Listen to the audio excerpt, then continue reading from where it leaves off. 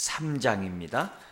구약 404페이지 룻기 3장 우리 5절까지 1절에서 5절까지 한 절씩 교도하시겠습니다. 404페이지 룻의 시어머니 나오미가 그에게 이르되 내 딸아 내가 너를 위하여 안식할 곳을 구하여 너를 복되게 하여야 하지 않겠느냐. 내가 함께하던 하녀들을 둔 보아스는 우리의 친족이 아니냐. 보라 그가 오늘 밤에 타작 마당에서 보리를 까불리라. 그런즉 너는 목욕하고 기름을 바르고 의복을 입고 타작 마당에 내려가서 그 사람이 먹고 마시기를 다 하기까지는 그에게 보이지 말고 그가 누울 때 너는 그가 눕는 곳을 알았다가 들어가서 그의 발치 이불을 들고 거기 누우라. 그가 내 할 일을 내게 알게 하리라 하니 같이요. 룻이 시어머니에게 이르되 어머니의 말씀대로 내가 다 행하리이다 하니라. 아멘. 룻기는 사사기하고 사무엘상을 연결하는 아주 연결고리가 되는 귀중한 말씀이라고 했어요. 사사기는 사명을 잃어버린, 제사장 나라로서의 사명을 잃어버린 이스라엘 백성의 그 비참한 삶이 어떤 것을 우리는 사사기를 통해서 보게 됩니다. 그래서 생수의 근원이신 하나님을 떠나서 스스로 자기 소견대로 온 대로 살고자 했던 그 인생이 터진 웅덩이라는 것을 보여준 것이 사사기예요. 이제 그런 가운데 그 터진 그 인생에 하나님의 채워주신, 하나님의 공급하시는 풍성한 은혜가 뭐냐? 그게 이제 사무엘상입니다. 그래서 다윗을 통해서 그 빈 인생이, 빈 이스라엘이 이제 체험을 입는 장면이 이제 다윗을 통해 이제 이루어지고요. 이제 예수 그리스도를 통해서 완성되는 것이 이제 성경의 하나의 맥입니다. 근데 그 다윗으로 넘어가는 그 과정 가운데 정말 자기 소견에 오른 대로 자기 마음대로 원하는 대로 살았던 그 인생 가운데서도, 그런 세대 가운데서도 신실하게 하나님의 뜻대로 살고자 하는 가정이 있었다는 거예요. 사람들이 있었다는 거예요. 이제 그 가운데 한 사람이 이제 보아스죠. 보아스가 있었다는 거예요. 그래서 이 룻기서를 보면은 정말 이 사사기 시대 속에서도 사명을 잃어버리지 아니하고 하나님 말씀 가운데 살아갔던 이 경건한 이 가정, 이 가정이 결국은 남은 자의 가정이 되고, 이 가정을 통해서 다윗과 예수 그리스도가 이 땅에 오시게 되는 하나의 이 통로가 됩니다. 그러니까 이런 것들을 보면서 우리들은 사실 오늘 이 시대에 우리들이 정말 깨달을 것들이 너무 많아요. 왜냐? 우리가 사는 이 세대는 사사기 시대와 다를 바가 없거든요. 이런 세대 속에서 우리들이 세속에 물들지 말고 정말 하나님 말씀을 뒤로 제쳐버리지 말고 말씀 가운데 살아가는 인생이 저와 여러분들이 뭐예요? 얼마든지 될 수 있다는 거예요. 그리고 그런 가정을 찾으시고 그런 가정을 통해서 하나님의 역사에 가신다는 것을 우리는 이 룻기를 통해서 우리들이 이제 배우셔야 되고 우리는 결단해야 돼요. 그래서 이 시대에 경건한 자손을 정말 출산하는 가정이 되게 해 주옵소서. 말라기서에 나오죠. 하나님께서 왜 정말 경건한 가정을 원하느냐? 경건한 자손을 원하셔서. 왜 그래요? 그래야 창세기 1장에 하나님의 계획이 이루어지잖아요. 1장에 뭐가 있죠? 하나님이 가정을 만드시고 복을 주셨어요. 왜 복을 주셨어요?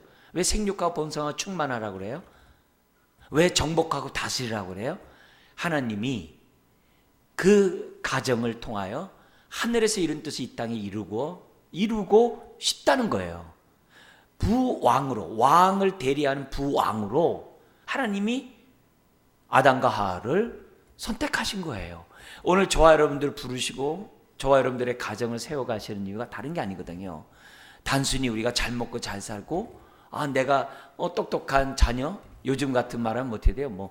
딸 낳는 기쁨을 얻기 위해서 결혼하고 이런 게 아니거든요. 뭐냐면 우리 가정에 주어진 문화명령을 생육하고 번성하고 충만하고 정복하고 다스리라는 문화명령에 순종하기 위해서 결혼하고 가정을 꾸리는 거거든요. 그래서 더 나아가서는 대위임 명령, 마태복음 28장에 있는 대위임 명령, 정말 모든 족속으로 제자를 삼으라고 하는 그 사명에 헌신하기 위해서 우리가 결혼하는 거거든요. 그리고 우리가 교회를 세워가는 거거든요. 그래서 가정과 교회는 하늘에서 이룬 이 뜻을 그거 갖다 이제 문화명령 플러스 대위임 명령이라고 그래요. 그 명령을 저와 여러분들이 수행하기 위해서 하나님은 교회를 세웠고 가정을 세워놨거든요. 그러니까 이 교회와 가정이 이렇게 질서 있게 잘 융합이 될 때 건강한 가정, 건강한 교회를 세워가고, 그것이 뭐예요? 하나님 나라를 이루어가는 가장 첩경이거든요. 그래서 그런 의미에서 이 사사기 같은 이 시대에 하나님이 이렇게 경건한 가정을 세워놓으셔서 경건한 자손을 출산하고 그들을 통해서 이 예수 그리스도가 오도록 하게 하시는 이 놀라운 이 섭리가 정말 이 룻기의 가정에서 끝난 얘기, 그렇지 않거든요. 오늘 저와 여러분에게서도 마찬가지예요. 근데 무엇보다도 감사한 것은 하나님은 룻기의 가정이 얼마나 빈 광주리와 같은 가정이에요. 그러나 그런 가정에서도 하나님이 채우시거든요. 나오미와 같은 사람은 자신을 마라의 쓴물이라고 얘기하잖아요. 마라라고 부르라고, 쓴물이라고 부르라고. 그러나 사장에 가면은 기쁨으로 채워주시거든요. 오늘도 마찬가지예요. 예수님을 만나면 예수님이 우리의 모든 것을 채워주시는 우리 주님이 되시는 것을 믿습니다. 그런 복음적인 것을 염두에 두시고 룻기를 이렇게 자꾸 묵상하는 저와 여러분들이 되었으면 좋겠습니다. 자, 9장에 하나님의 선한 손길이 2장에 지금 뭐냐면 나타났더랬죠. 룻이 이삭 죽기 나갔다가 누구네 집에 가요? 보아스 집에 가요. 또 보아스가 어떻게 돼요? 이미 룻에 대해서 잘 알아요. 모압 여인에 대해서 잘 알아요. 그가 어떻게 살고 시어머니 따라서 왔다는 얘기를 다 알고 있어요, 이미요. 그래가지고 이 보아스하고 룻이 만나는 이 하나님의 그런 보이지 않는 세밀한 그 손길이 2장에 나타나요.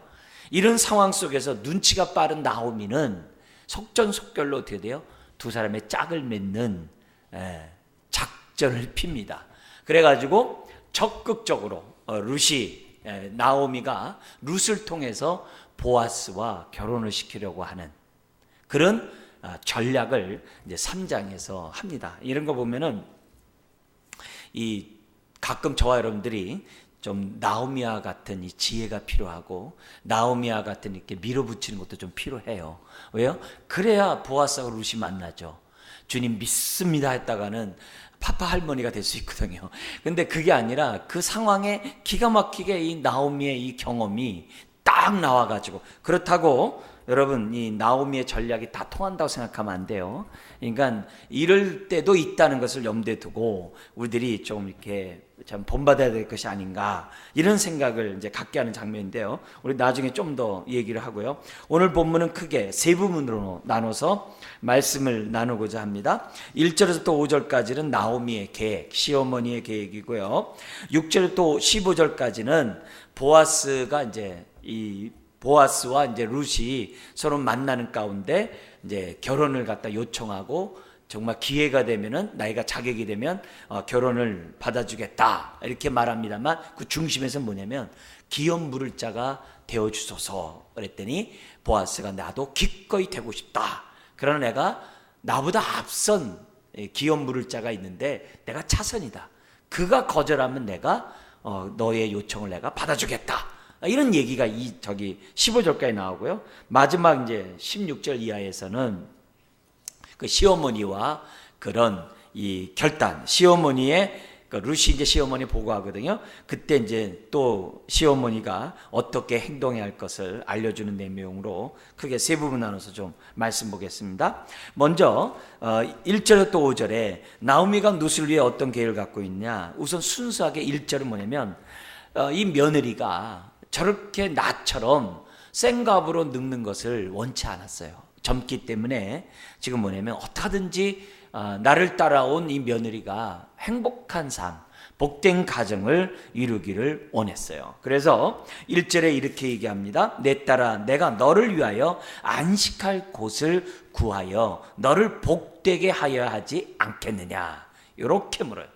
여러분, 이거는 오늘 중신을 쓰기를 원하고 정말 결혼시키길 원하는 모든 분들이 가져야 될 뭐예요? 멘트예요. 이건 가져야 될 기도 제목이에요.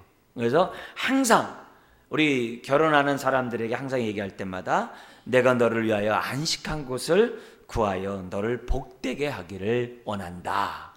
이건 얼마나 나오미가 며느리를 위해서 기도했겠어요? 자, 그러자 2절에 또 4절에 내가 보아하니 보아스가 딱 적격이다. 비록 나이가 많은 사람이지만 이 보아스는 다른 사람도 아니라 우리의 친척이고, 또한 뭐냐면 기업 물을 자라는 것을, 기업 물을 사람이라는 것을 알려줘요.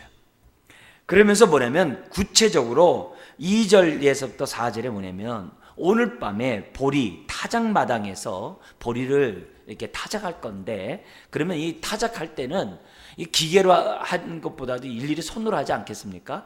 이제 하기 때문에 며칠이 걸리겠죠. 왜냐면 부자니까. 그래서 다른 데서 자는 것보다도 보리 타작하는 그곳에 잠을 잘 거니까 너는 뭐냐면 3절에 정말 몸단장을 하고 그가 보이지 않는 곳에 있다가 그가 누울 때 그가 눕는 곳을 알았다가 그의 발치 이불을 들고 거기에 누우라. 그러니까 은혜의 날개 아래 들어가라. 똑같은 단어를 썼어요. 그렇게 그 발치 이불에 들고 누워라. 그러면 그가 내 할 일을 내게 알게 할 것이다. 이렇게 얘기를 해요. 아주 대단한 중매를 하는 그 시어머니의 모습을 봅니다. 그러자 룻이 그렇게 하겠다라고 얘기를 합니다.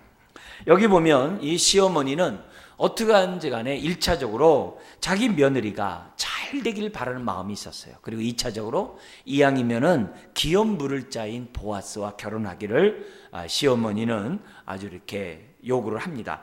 거기 강의 안에 있는 것처럼 이 기업 물을 자의 이제 구속사적인 의미를 조금만 더 강조할게요. 지난번에도 얘기했습니다만 원래 기업 물을 자라는 이 히브리 말이 고엘이에요. 우리 이제 신약 성경에서는 뭐냐면 구속자라는 표현으로, 성경에는 구속자로 번역을 해요. 그래서 고엘, 기업 물을 자, 고엘, 구속자 같은 말이에요. 같은 말인데 성경에 보면은 이 기업 물을 자라는 이 단어가, 구속자라는 단어가 어디 나오냐면 레위기 25장에 나와요. 레위기 25장에 보면 이제 희년 사상이 가득 차 있는 말씀 아니겠어요? 그래서 희년이 되면 모든 것들이 다 원상복귀가 되잖아요. 종되었던 자가 자유인 되고 빚을 진 자가 탕감을 받고 모든 자들이 다 원상복귀가 되는 게 이제 희년 아닙니까? 이제 그런 가운데 이게 뭐냐면 여기 보면 기업 물을 자에 대한 고엘에 관한 부분이 나와요. 여기 보면 뭐가 되냐면 25절 이하에 보면 만약에 형제가 가난하여 그 토지를 저당을 받고 정말 이렇게 밥벌이를 하고 있는 사람이 있다고 한다면 그의 친인척은, 형제를 뿐만 아니라 친인척은 그 빚을 갚아줘야 될 의무가 있는 거예요. 그걸 탕감해줘야 될 의무가 있는 거예요. 특별히 희년 때 그걸 해줘야 돼요. 의무가 있어요. 그뿐만이 아니라 심지어는 뭐냐면 가난하여 종으로 팔려갔을 때에도 형제를 비롯한 친인척들은 그를 어떻게 돼요? 구속해줘야 될 의무가 있어요. 그게 기업 물을 자예요.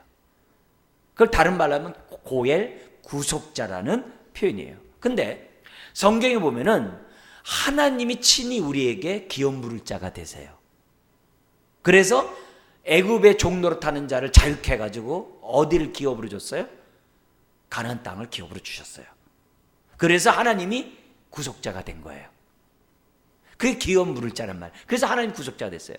근데 그것도 하나의 모형에 불과해요. 뭐에 비하면은 예수 그리스도가 사망 권세 아래에 있는 저와 여러분들을 구속해서 원수 사탄 마귀의 자녀에서 구속해서 하나님의 자녀가 되고 천국을 기업으로 주신 그 사건, 예수 그리스도가 저와 여러분들이 뭐가 된 거예요? 구속자 고엘이 된 거예요. 고엘이 되신 거예요. 그러니까 하나님이 이스라엘을 가나안 땅에 들어간 것은 결국 뭐에 대한 모형이에요? 예수님의 십자가의 죽음에 대한 모형에 불과한 거예요. 그렇기 때문에 우리가 예수님의 십자가와 부활을 얘기하면서 우리가 염두에 둘 게 뭐냐면 죄사함 받는 거, 하나님의 자녀가 됐네, 이런 차원에서 끝나면 안 돼요. 그 말에 좀 더 한 단계 깊은 그 의미를 이 고엘의 말씀과 연관해서 이해를 해야 한다는 거예요. 자녀가 되면 성경에 뭐라 그래요? 후사요. 그래 됐잖아요. 자녀가 되면 곧 후사요, 이렇게 됐단 말이에요. 하나님의 기업을 이어받을 후사라고 얘기를 해요. 성령이 왜 우리에게 오셨느냐, 에베소 1장에 보면 기업에 뭐가 된다고 그래요? 보증이 되신다고 그랬어요. 보증이 되신다. 성령 우리에게 주신 것은 기업의 보증을 주신 거라고. 그래서 자녀는 자녀로 끝나는 게 아니라 자녀로서 뭐가 있는 거예요? 후사로서의 누릴 기업의 영광의 풍성함이 어떠하기를 내가 기도하노라. 에베소 1장 15절 이하에 두 가지 알기 원한다. 하나님을 알기 원하고 그 하나님이 너에게 준 것을 알기 원한다. 그러면서 세 가지를 얘기를 해요. 세 가지가 뭐예요? 부르심의 소망이 무엇인지 알기 원하고, 너희가 받은 기업의 영광의 풍성함이 어떠한 줄 알고, 죽은 자를 살리신 하나님의 능력이 크심을 어떠함을 알기로 원한다. 세 가지를 얘기한단 말이에요. 크게는 두 가지예요. 하나님을 알고 그 하나님 너에게 준 것을, 세 가지를 준 것을 알게 하기로 원한다. 그 가운데 기업의 영광의 풍성함이 나오거든요. 자녀가 누리는 기업의 풍성함이 어떠한지를 알기를 바울이 기도하거든요. 그래서 에베소서에는 기업의 영광이 뭔지를 쫙 1장에서 6장까지 쫙 설명해 놓은 거예요. 그러니까 고엘이라는 시각에서 에베소서를 보면 그냥 풍성해요.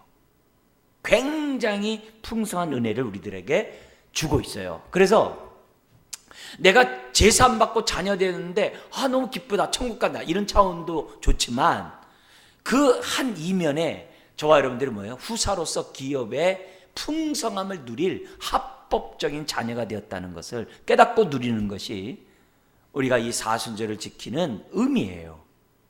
누림 없는 사순절은 의미가 없어요. 종되었던 우리가 자유케 됨으로 자유를 누려야 사순절의 의미가 있는 거죠. 예수님이 나를 위해 채찍 맞았다고 주님처럼 채찍 맞자는 거예요? 아니잖아요. 주님이 채찍 맞은 이유가 우리의 허물과 죄와 우리의 슬픔과 질고 우리의 나음과 우리의 평강을 위해 맞으셨잖아요. 그러니까 우리가 필리핀 사람처럼 이 고난주간 되면 자기 몸을 자해해가지고 피 흘리는 게 주님을 기억하는 게 아니에요. 우리가 주님을 기억하는 게 뭐예요? 주님이 왜 맞으셨느냐? 나를 낫게 하려고. 아멘. 그걸 누리도록 하자는 게 사순절이에요. 그 의미를 깨닫고 누리자는 게 사순절이기 때문에 우리가 그것에 대해서 좀 더 우리가 한 단계라도 좀 더 깊이 묵상하고, 천국을 소유할 뿐만 아니라 죽어서가 아니라 이 땅에서도 천국의 자녀로서, 시민으로서 우리가 그 삶을 누릴 그런 합법적인 자녀 권세가 우리에게 있다는 거예요. 누구 때문에? 구속자이신 예수님 때문에. 예수님 때문에. 그래서 여기 보면 기업 물을 자라는 단어가 예수님 안에서 완성된다는 것을 잊으서는 안 돼요. 하나님 자신이 기업 물을 자시고 고엘이시고 구속자시고, 예수님이 구속자로서 이 땅에 오셔서 십자가에 죽으시고 부활하셨다는 사실을 잊으서는 안 돼요. 그래서 너희 아비는 마귀니라, 우리 요한복음 8장 44절에 예수님이 바리새인을 향해서 얘기하잖아요. 그죠? 우리가 과거 예수 그리스도를 믿기 전에는 다 죄의 종되었고 사망 권세 아래 있었고 마귀의 자녀였거든요. 근데 예수님을 통해서 하나님의 자녀가 되었고, 자녀로서 뭐가 돼요? 후사로서의 삶을 살아가도록 인도하는. 그래서 신앙생활은 다른 거 없어요. 누리는 거예요. 누리는 거예요. 예수 안에서 자유하는 거예요. 그것을 내가 얼마만큼 깨닫느냐에 따라서 그 신앙이 성숙한 거고 성령 충만한 것이라고 성경은 우리들에게 말씀하고 있습니다. 그런데 오늘 이 나오미가 기업 물을 자라는 얘기를 자꾸 얘기를 하면서 룻에게 너는 정말 그 보아스에게 네가 시집을 갔으면 참 좋겠다. 물론 1차적인 마음은 며느리를 위하는 마음이고 2차적인 것은 네가 기업 물을 자가 되었으면 좋겠다 이렇게 말하는 거죠. 근데 나오미는 말은 그렇게 하지만 그 나오미의 중심은 뭐가 있는 거예요? 유대인들은 시집을 가면 그 집에 가업을 잇도록 하고자 하는 것이 그 당시의 유대인의 전통이에요.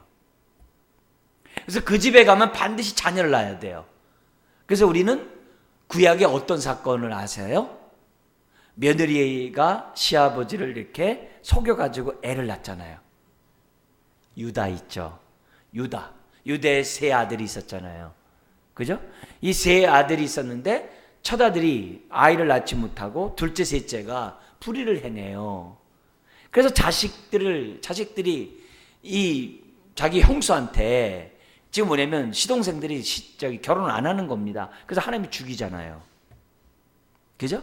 거기서 오날리즘이라는 그 피임이라는 단어가 나와요. 그 자식 이름에서. 그러니까 죽인단 말이에요.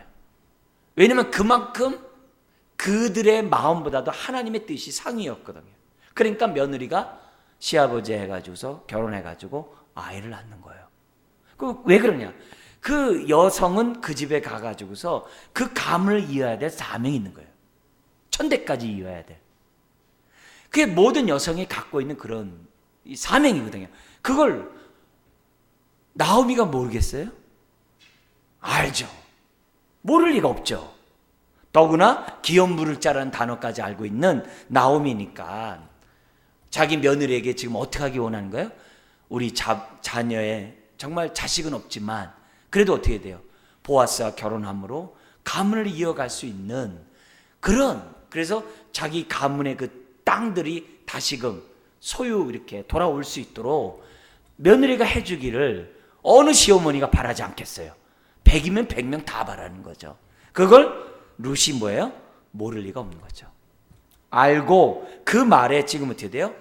적극적으로 순종하는 것을 보게 됩니다. 아까도 말씀드렸지만 나오미가 이 결혼하기 위해서 이렇게 막 어떻게 보면 이렇게 강권절하는 행동이 꼭 성경의 모범은 아니에요.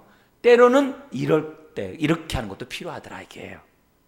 그래서 우리 주변에서도 보면은 그냥 갑돌이와 갓순이처럼 엉엉엉 하면서 그냥 헤어지는 게 아니라 누군가가 이렇게 딱 좀 나서가지고 짝이야 이렇게 해가지고 만나는 것도 바람직한 모습인 것을 이제 엿보게 되는 거죠. 근데 이 뺨 막지 않으려고 소개를 잘 안 하거든요. 근데 이런 걸 보면서 도전되신 분 뺨을 맞더라도 한번 기회가 되면은 한번 해보시기 바랍니다. 자, 6절에서부터 15절에 두 번째 단락을 잠깐 볼게요. 룻이 나오미의 명령대로 행하자 어떤 일이 진행되는지를 지금 보여주고 있는데요. 먼저 시어머니의 명령대로 이제 행동을 합니다. 오늘날에 이 시어머니의 명령은 오늘날의 관점에서 보면 오늘날 같은 도덕적 관점에서 보면 이해가 안 돼요. 그러나 그 당시 고엘 제도에 의하면 이해가 되는 거죠. 그리고 더 나아가서는 젊어서 과부된 자기 며느리에 대해서 지금 이게 배려하는 측면에서 보면 이해할 수가 있습니다. 자, 그러자 7절에 타작을 마치고 눕고 있는 그런 보아스에게 지금 룻이 가가지고 야밤에 그 당시 뭐 불빛이 없는 거 아니겠어요? 이불을 들고 거기에 이제 눕게 됩니다. 이게 은혜 날개 아래라는 단어와 똑같은 단어라고 그랬어요. 그러자 8절에 잠자던 이 발에 뭐가 걸리니까 이 보아스가 깜짝 놀라는 거예요. 그래서 8절에 보니까 9절에 누구냐? 내가 누구냐? 이렇게 얘기하니까 잠 안 자고 있었던 가만히 듣고 있었던 룻이 말합니다. 나는 당신의 여종 룻이오니. 만약에 여기서 룻이 코 골고 자고 있었으면 골치 아프겠죠. 그래서 어쨌든 이때 깨어 있는 거예요. 그래서 나는 당신의 여종 룻이오니 당신의 옷자락을 펴 당신의 여종을 덮으소서. 이 말은 뭐냐면 하나님의 은혜의 날개가 우리를 덮듯이 나에게 은혜를 베푸소서 이 말이에요. 그러면서 뭐냐면 이는 당신이 기업을 물을 자가 됨이니이다 하니 그런 표현을 갖다가 합니다. 여기서 룻은 기업 물을 자라는 표현을 쓰고 있어요. 그러니까 이건 뭐냐면 룻이 자신의 일신상의 안위와 유익을 위해서 이렇게 하는 것이 아니라는 거예요.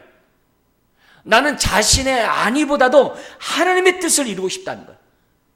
나는 정말 자신 없이 죽은 가문을 이어가고 싶다는 그런 마음이 있는 거예요. 한편으로는 시어머니의 기쁨이 되고 싶어하는 마음이 있다는 그 말이 기업 물을 자라는 단어 속에 다 들어가 있어요.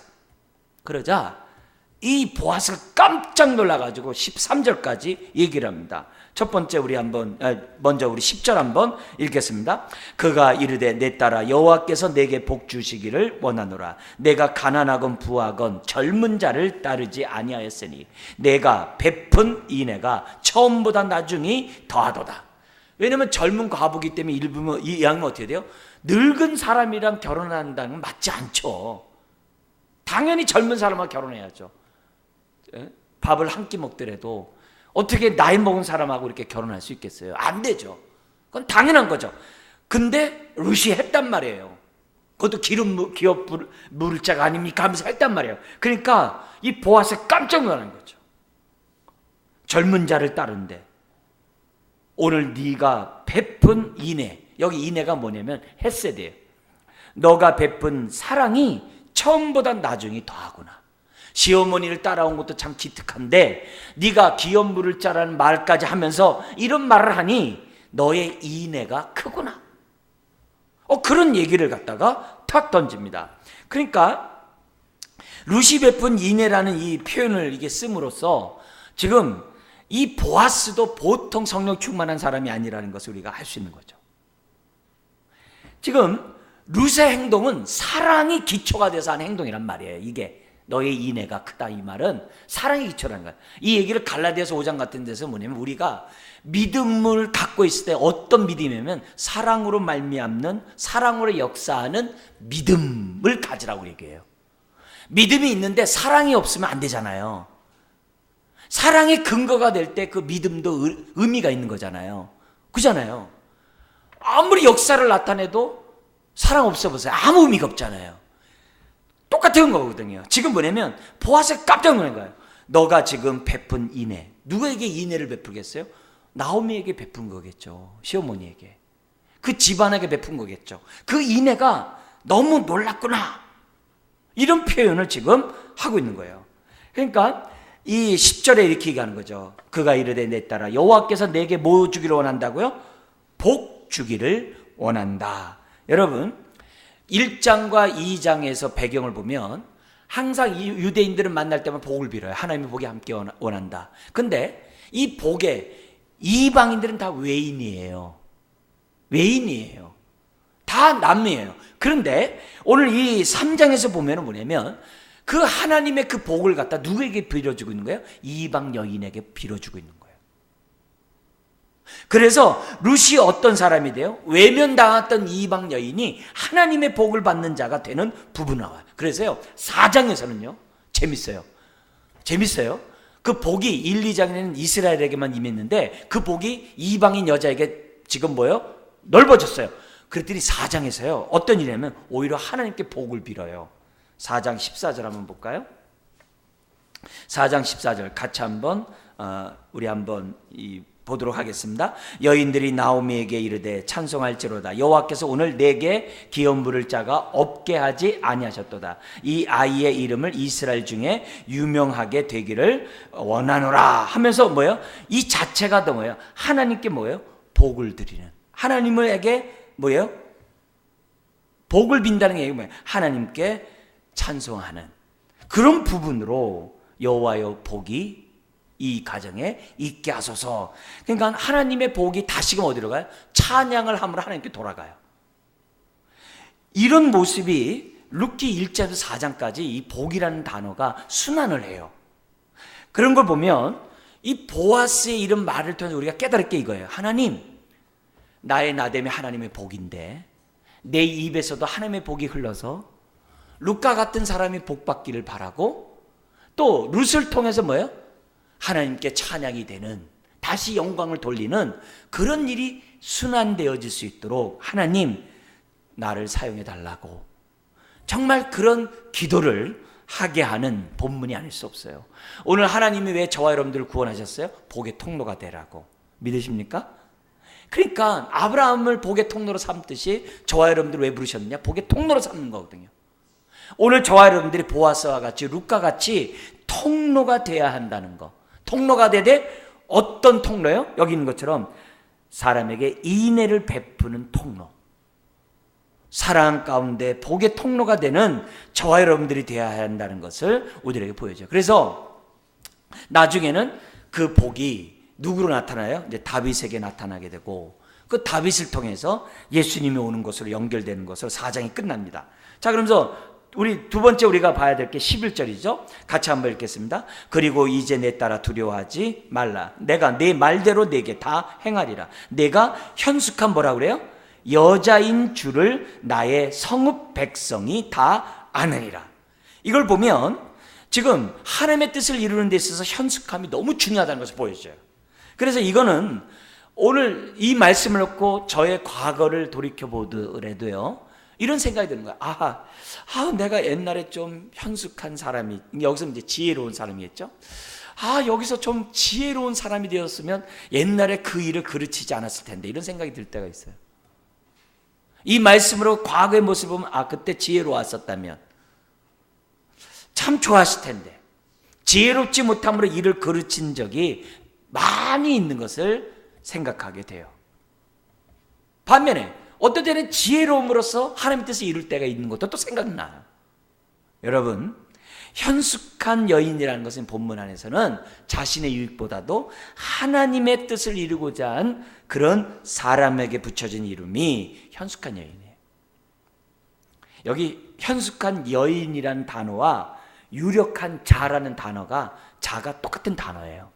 우리 남자 여자에게 이렇게 쓰고 있습니다만 히브리 말은 똑같은 단어예요.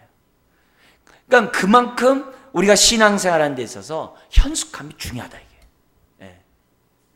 현숙한 사람이 되는 것이 너무나 중요해요. 그래서 룻은 자신을 위하여 하나님이 무엇을 하든지 그 뜻을 이루기를 원하는 사람으로, 즉 현숙한 여인으로 지금 서 있다는 것을 보아스가 본 거예요. 그래서 너의 현숙함을 너뿐만이 아니라 나뿐만 아니라 우리 성읍 사람이 다 알고 있다라고. 그러니까 룻이 지금 나오미 따라 온 지 얼마 안 됐는데도 이미 성읍 사람에게는 이미 소문이 자자한 여인이었다는 것을. 그래서 보아스도 기꺼이 기업물을 자로서 헌신하게 만든 여인이었다는 것을 보면서 하나님의 뜻을 이루고자 하는 저와 여러분들이 이 룻과 같은 이 현숙함, 먼저 그의 나라와 그 의를 구하고자 하는 이 모습을 하나님 나도 갈 수 있도록 도와주세요.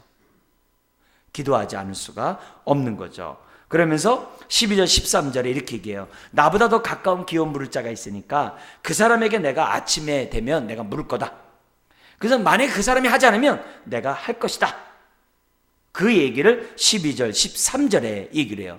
이 말은 뭐예요? 보아스는 어떻게 돼요? 율례를 지키는 가운데 자신의 책임을 다하려고 해요. 보아스는 자신의 정력을 위해 젊은 여자를 취하려고 하지 않았어요. 자신의 정력으로 젊은 여자를 탐하는 게 아니라 뭐라 그래요? 자기는 율례를 지키는 가운데 하나님의 뜻을 이루고자 하는 보아스였던 것을 보게 돼요. 그러니까 룻이나 보아스나 정력의 종이 아니에요. 룻이나 보아스나 하나님의 뜻을 이룰 기업 물을 자로서의 사명 앞에 헌신한 사람들이에요. 자신의 정력보다도 하나님의 뜻을 먼저 이루고자 했던 사람이었던 것을 보게 되고, 이런 가문에서 누가 나온 거예요? 다윗이 나온 거예요. 그래서 우리 가정이 어떤 가정이 돼야 되는지를 엿보게 하는 사건이에요. 그래서 이런 모습을 보면서 하나님, 이런 보아스와 이런 룻과 같은 부부가 되고 또 가정이 될 수 있도록 하나님 도와주십시오. 이런 자세. 그러면서 뭐라 그러냐면은 13절 제일 끝에 뭐라 그러냐면은 내가 기업 물을 자의 책임을 내게 이행하리라. 그러면서 뭐라 그래? 그 다음 시작. 아침까지 누워 있을지니라 하는지라. 왜? 지금 야밤이기 때문에 야밤에 가다가 뭐 시궁창에 빠질 수도 있고 어디 돌 넘어질 수도 있고, 왜? 불빛이 없으니까 어려운 일이 있을 수 있잖아요. 그러니까 새벽 때까지 돼요.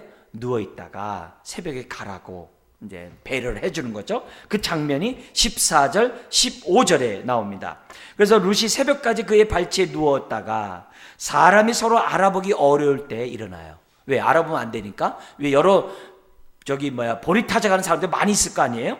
일어났으니 보아스가 말하기를 여인이 타작마당에 들어온 것을 사람이 알지 못하여 할 것이라 하였습니다. 그렇죠. 무슨 소문나면 안 되잖아요. 그런데 보낼 때 그냥 보내는 것이 아니라 15절 같이 읽겠습니다.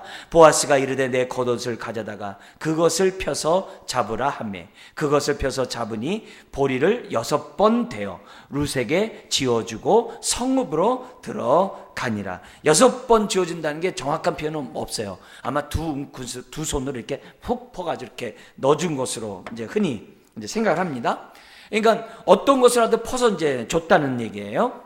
그러니까 그만큼 이 보아스는 룻에게 정말 배려를 최선을 다해서 하는 걸 봐요. 왜? 시어머니 홀로 모시고 있잖아요. 아무것도 없는 시어머니를 모시고 있기 때문에 친족으로서 기업 물을 자의 역할을 충분히 하는 것을 보게 됩니다. 자, 그러자 16절 18절 룻이 시어머니에게 보고를 합니다. 어떻게 보고해요? 16절 한번 읽겠습니다. 룻이 시어머니에게 가니 그가 이르되 내 딸아 어떻게 되었느냐 하니 룻이 그 사람이 자기에게 행한 것을 다 알리고, 그러면서 17절에 말하는데요, 보아스가 하지 않은 말을 해요. 어떤 말을 했는지 한번 찾아보세요. 17절 읽겠습니다. 이르되 그가 내게 이 보리를 6번 되어 주며 이르기를 빈손으로 내 시어머니에게 가지 말라 하더이다 하니라. 보아스가 하지 않은 말을 한 말이 어떤 말이에요? 그래, 시어머니에게 빈손으로 내 시어머니에게 가지 말라 하더라. 그런 말 안 했어요. 그만큼 배려하는 현숙한 그 지혜를 이런 모습에서 엿보는 거죠. 그냥 그의 행동이 성읍에서 소문나지 않을 수가 없는 거죠. 그러자 18절에 이에 시어머니가 말합니다. 내 딸아 이 사건이 어떻게 될지 알기까지 앉아있으라. 막 떠벌리지 말라는 거예요. 그 사람이 오늘 이 일을 성취하기 전에는 쉬지 아니하리라 하니라. 여러분, 여기서 볼 때 나오미는 자신의 계획대로 되어 있는 것을 알고 앞으로 될 일에 대해서 뭐하고 있어요? 기대하고 있어요. 뭐하지 않고요? 서두르지 않고. 그래서 기다리는 두 과부의 모습을 봐요. 이건 왜 그러냐? 왜 기다렸냐? 하나님이 일하심을 방해하지 않으려고. 되게 중요한 거예요. 왜냐하면 아브라함은 이삭을 주겠다고 했는데요, 기다리지 아니하고 사건을 쳐요. 그래서 누가 나와요? 이스마엘이 나와요. 오늘 저와 여러분들은 뭐예요? 기다리지 않고 사건 쳤다가 엄청난 잘못된 결과를 이루는 것이 한두 번이 아니에요. 그래서 우리 하나님이 우리 뒤치다거리 하기 볼일 다 봐요. 우리 뒤치다거리 하는데 너무 많은 에너지를 쏟아요, 우리 하나님. 그런 의미에서 나오미는 굉장히 참 지혜로운 시어머니예요. 그 가운데 뭐냐면 기다리라. 그러면서 동시에 여기 무슨 말이냐면 보아스가 오늘 이 일을 성취하기 전에는 뭐 하지 않는다고요? 쉬지 아니한다. 저는 여기서 뭘 보게 돼요? 쉬지 아니하시는 하나님을 보는 거예요. 여러분, 하나님은 우리를 위해 쉬지 아니하신다고 했어요. 믿으십니까? 네. 성경에 기록되어 있어요. 그래서 심지어는 뭐라 그래요? 우리로 하여금 뭐라고 해요? 하나님으로 쉬지 못하게 하라고 성경은 명령되어 있어요. 우리가 하나님을 쉬지 못하게 하는, 쉬지 못하게 하는 방법이 뭐예요? 기도하는 거죠. 하나님을 쉬지 못하게 하래. 하나님 자신의 입에서 나온 말이에요. 그러니까 보아스가 쉬지 아니하는 모습에서 뭘 나오면 뭐냐면, 아, 지금 하나님이 일하고 있구나. 내 며느리가 모함 여인인데 나와 함께 본토에 돌아오게 한 것, 보아스를 만나게 한 것, 보아스가 이렇게 선대한 것, 다 뭐예요? 아, 하나님이 앞서 행하시는 것을 나오미는 지금 알고 있는 거예요. 그러니까 뭐예요? 잠잠히 기다리고 하나님이 일하시는 것을 뭐라는 거예요? 보라는 거예요. 그래서 나오미는 하나님이 일하시는 그 모습을 이미 보고 있기 때문에 뭐하고요? 잠잠히 있으라는 거예요. 그래서 오늘 이 밤에 기도해야 될 부분들이 이런 거예요. 여러분, 하나님은 지금도 앞서 행하세요. 지금도 저와 여러분들을 위해서 뭐 하세요? 쉬지 않고 계세요. 문제는 저와 여러분들이 뭐 하지 않으면 돼요? 기도하지 않고 졸지만 않으면 돼요. 네? 그래서 나와 함께한 천사가 어떻게 돼요? 계시록의 표현 쓴다면 부지런히 기도향을 하나님께로 올라가도록 어떻게 돼요? 그냥 기도해야 돼요. 네? 천사가 아주 그냥 다이어트가 되도록 그냥 계속 올라가서 내 기도를 듣도록 해야 돼요. 그게 뭐예요? 하나님이 기뻐하는 일이에요. 끊임없이 기도하고 또 기도하고 또 기도해야 돼요. 그랬을 때 어떻게 해야 돼요? 하나님이 자기 백성이 쉼을 얻도록 한다. 왜요? 하나님 우리가 쉼을 얻기까지 쉬지 아니하신다 그랬거든요. 아담을 창조하신 다음에 아담이 어떻게 돼요? 하나님 저를 창조해 주셔서 고맙습니다. 그러면 제가 하나님을 위해서 제가 생육하고 번성하고 충만하고 정복하고 다스리는 부왕이 됐는데 하나님 내가 뭐부터 할까요? 그랬더니 하나님 뭐부터 하래요? 쉬어라. 그게 안식일이 딱 첫날이에요. 창조한 다음이 안식이래요. 쉬어라. 쉬어서 뭐 하는 거예요? 하나님께 예배하는 거죠. 그게 무엇보다도 저와 여러분들이 해야 될 일이에요. 그래서 이 쉼은 육체적인 쉼도 있지만 핵심적인 뭐예요? 영혼의 쉼이에요. 영혼의 쉼이 어디서 이루어져요? 예수 안에서 예배 가운데 영혼의 쉼이 있는 거죠. 그죠? 그리고 또 어디서 쉼이 있어요? 뭐라고요? 나의 멍에를 메고 나를 쫓아오는 데서 쉼이 있다고 그러잖아요. 수고하고 무거운 짐진 자들아 다 내게로 오라. 내가 너희를 편히 쉬게 하리라. 그래서 예수 안에서 쉼이 있어요. 근데 또 하나의 쉼이 뭐라고요? 나의 멍에를 메고 내게 배우라. 멍에를 메고 주님과 함께 그 갖는 그때가 뭐가 있다는 거예요? 쉼이 있다는 거거든요. 그래서 하나님이 우리에게 원하는 쉼은 무조건 막 널브러져서 쉬는 거 그런 쉼이 아니라고. 하나님이 주신 안식은 그런 게 아니에요. 예수 안에서 우리가 안식하는 거고 하나님 앞에 예배하고 믿음의 성도의 교제하고 뿐만 아니라 주님의 멍에를 메고 주님과 함께 십자가의 길을 가는 그곳이 우리의 뭐예요? 쉼이라는 것을 성경은 우리들에게 말씀하고 있어요. 그렇다면 오늘도 이런 모습에서 지금도 일하시는 하나님 앞에 기도하고 그리고 우리가 어떻게 돼요? 예수 안에서 거함으로 쉼을 누리는 저와 여러분들이 되어야만 한다는 거죠. 그래서 나오미는 절망의 마라의 인생에서 하나님의 생명의 빛을 경험하는 그 순간에 오늘 본문에 나타나는 것을 봐요. 여러분 하나님 앞에서는요 신분이 높은 보아스나 신분이 낮은 룻이나 부자나 가난한 자나 중요하지 않아요. 하나님의 일하심에서는요 이런 신분, 지위, 나이 이런 게 중요한 게 아니에요. 하나님의 일하시는 데서는 하나님 그런 걸 중요하지 않아요.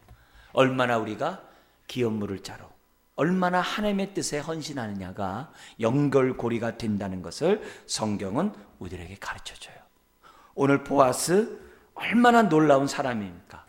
정말 기업물을 자로서 기꺼이 헌신하고자 하고 자기 책임을 다하고자 하는 이런 모습에서 오늘 우리가 어떤 삶을 살아야 되는지를 또한 보아스에서 배우게 됩니다. 우리 다음 주에 좀 더 우리 보아스 얘기를 하면서 4장의 말씀을 살도록 하겠습니다. 기도하겠습니다.